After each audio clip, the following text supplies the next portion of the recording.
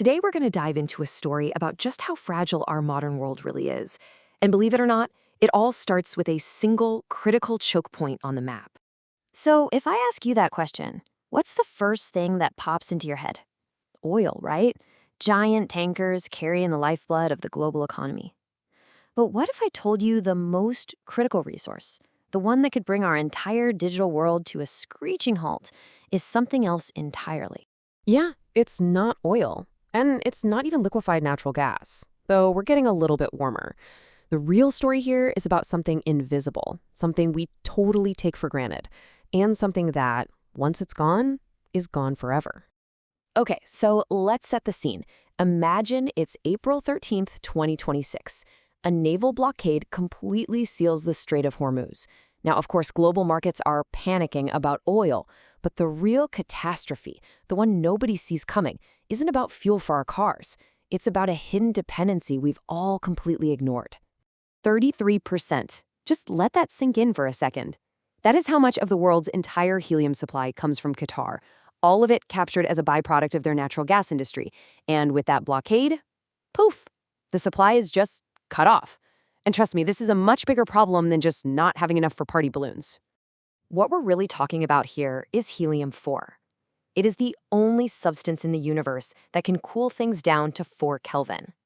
That's just a few degrees above absolute zero. Unbelievably cold. And why does that even matter? Well, because that extreme cold is absolutely essential for making the advanced computer chips that power, well, everything. Your phone, AI data centers, military hardware, you name it. And here's the real kicker. It's non-substitutable. There is no plan B. Nothing else works. So this supply shock, it doesn't just cause a slowdown. No, it triggers what the source material calls a helium coronary, a sudden systemic heart attack for the whole technological world. It kicks off this chain reaction that spirals out of control with terrifying speed. So here's how the dominoes fall, and it happens fast. First, the blockade stops the ships. The special cryogenic containers holding all that liquid helium can't be offloaded. As they sit there in port, they start to warm up. And to keep from exploding, they have to vent the gas. And that helium, once it's vented, just evaporates into the atmosphere. It's gone forever. And the result? The world's most advanced semiconductor factories, we're talking TSMC, Intel, they run out of coolant and are forced to just go dark. Let's be really clear about this. This isn't a gradual decline. The entire cognitive infrastructure of our century, it doesn't just get a little weaker. It seizes up, it stops. Dead in its tracks. And not from some fancy cyber attack, but from the simple evaporation of a gas. So what actually happens when the factories that make the brains of our modern world just go offline? Well, the most immediate and honestly the most terrifying impact is on our most advanced systems, artificial intelligence and our national defense. Now listen to this quote, because it is absolutely chilling. It reframes our most sophisticated defense systems not as some permanent shield, but as a resource that's constantly getting used up, a depletable asset. And the factory that makes more of it, yeah, it was just shut down by a few ships in the Middle East. Now, a crisis of this magnitude, it never hits everyone the same way, right? It acts as what the source material calls an asymmetric accelerant, which is a fancy way of saying it dramatically and instantly resets the entire balance of power between the United States and China. Okay, look at this. On one side, you have the US and its allies. With their focus on the latest and greatest chips from places like TSMC, they are, as it says here, architecturally exposed. Their entire strategy just ran into a brick wall. But China, on the other hand, is architecturally insulated. Why? Because it relies more on older, more mature chips and has its own domestic helium. The very same crisis that cripples the West actually supercharges China's competitive advantage.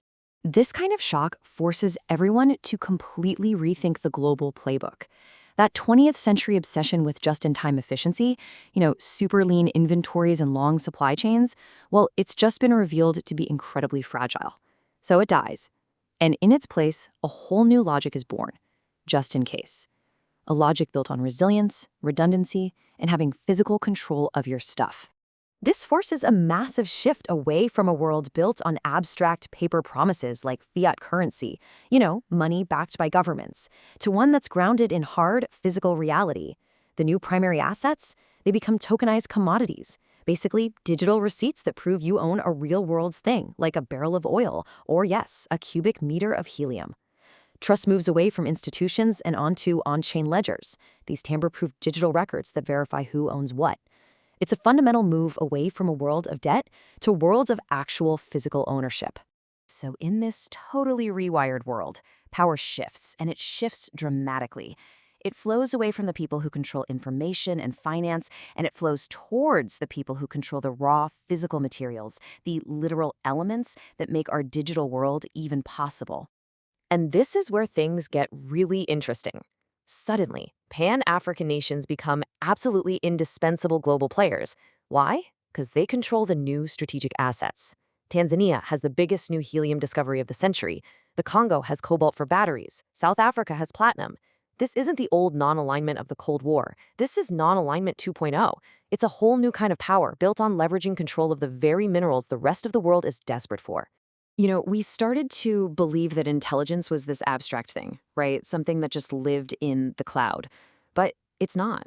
It has a physical body, it has a metabolism, and it requires that 4 Kelvin cold that only liquid helium can provide. It requires a material world of mines and ships and, yes, choke points. Ultimately, this whole scenario forces us to face a pretty humbling truth. Our entire hyper-connected, AI-powered civilization, it's all an informational superstructure that's been built on top of a physical base we just chose to ignore. And we've just seen how terrifyingly quickly that base can fracture, which leaves all of us with one final, urgent question. What happens next?